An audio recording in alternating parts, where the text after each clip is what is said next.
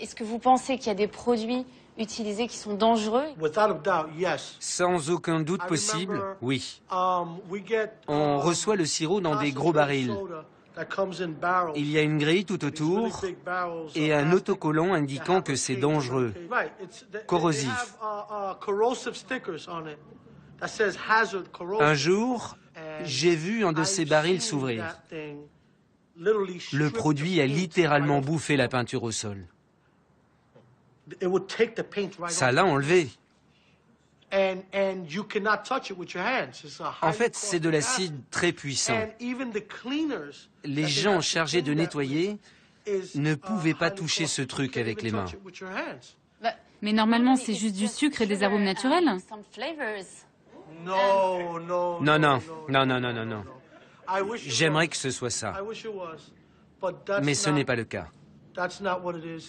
Ils ne veulent pas qu'on sache ce qu'ils mettent dedans.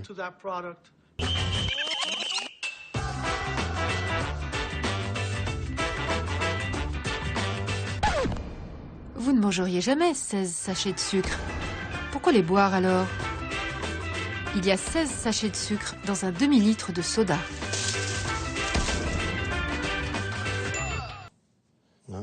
9 Oh là là. et 10. Ça, c'est la quantité de sucre contenue dans cette canette. Donc quand je bois ça, j'ingurgite en fait cette quantité de sucre. Exactement. Aucune différence. Ok. Moi, je sais que j'ai du mal à arrêter. J'essaye d'arrêter, de diminuer ma consommation, mais j'y arrive pas. C'est à cause de ce sucre que je suis dépendante? Absolument.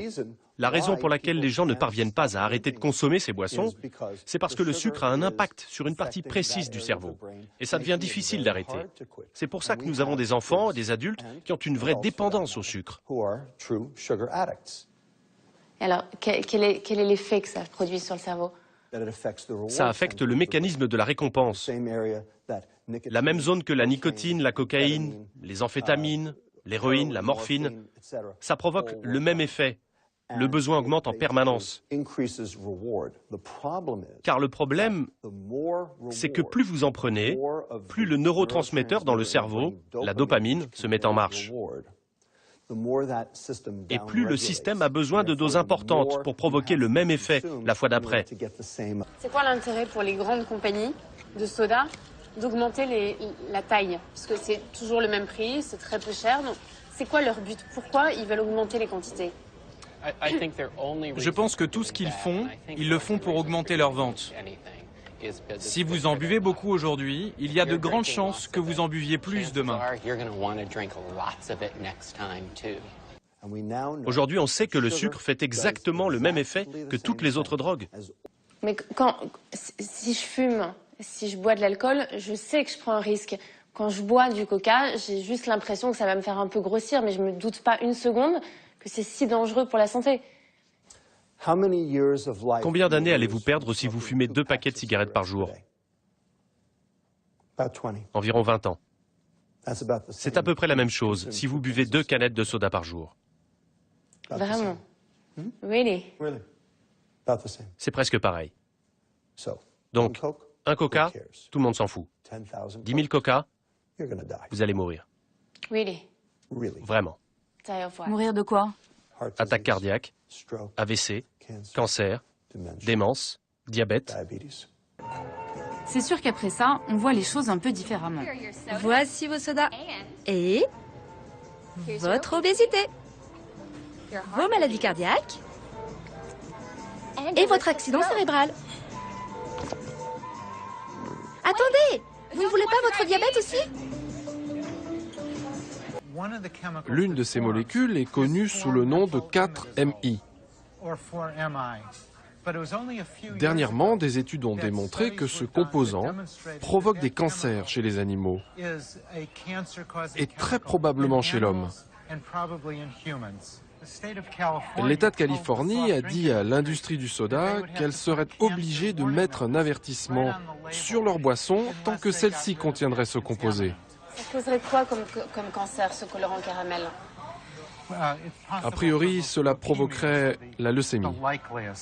Et Coca-Cola prélève beaucoup d'eau ici?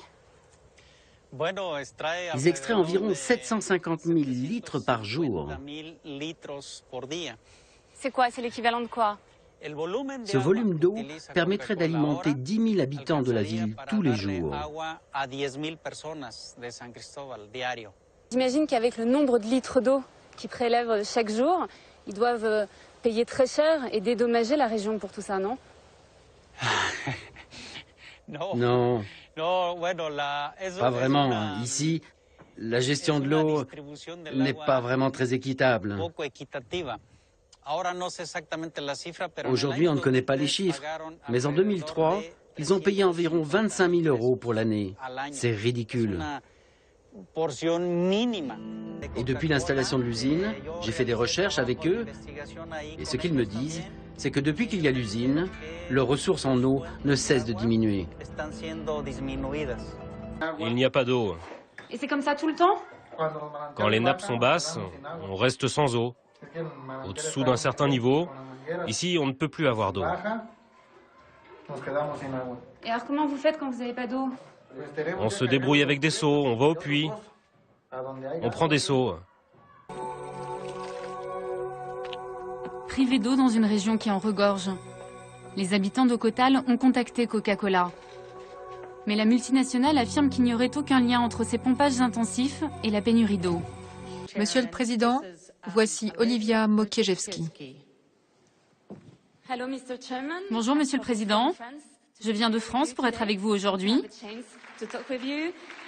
Monsieur Kent, vous êtes probablement l'une des rares personnes dans le monde à savoir ce qu'il y a dans le coca.